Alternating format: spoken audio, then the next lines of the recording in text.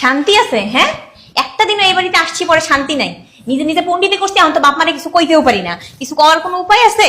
হ্যাঁ, এই যে বছরকার দিনগুলি যাইতেছে, কোনোখানে তো নিয়ে যায় না, বান্দির মতো খাটাইতে খাটাইতে খাটাইতে খাটাইতে জীবনটা আমার শেষ করে দিতেছে। আচ্ছা, না তোমার এটা কোন ধরনের অভ্যাস? হ্যাঁ, কাজ করো আবার মুখও চালাও, কারণটা কি?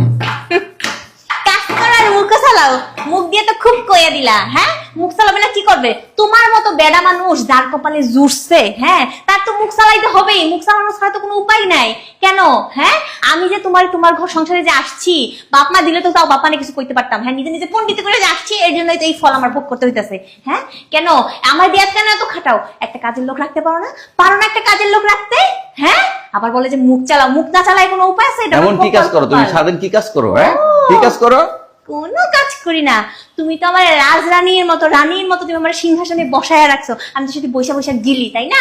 অর্ডার করি, 10-10টা দাসী আছে, অর্ডার করি আর আমার সবকিছু না হাজির করে। আমার তো কোনো কাজ করা লাগে না, তাই না? আমি সকালে 10টায় ঘুম থেকে উঠি, 3টার সময় ঘুমাইতে যাই, আমার তো কোনো কাজ থাকে না, তাই না?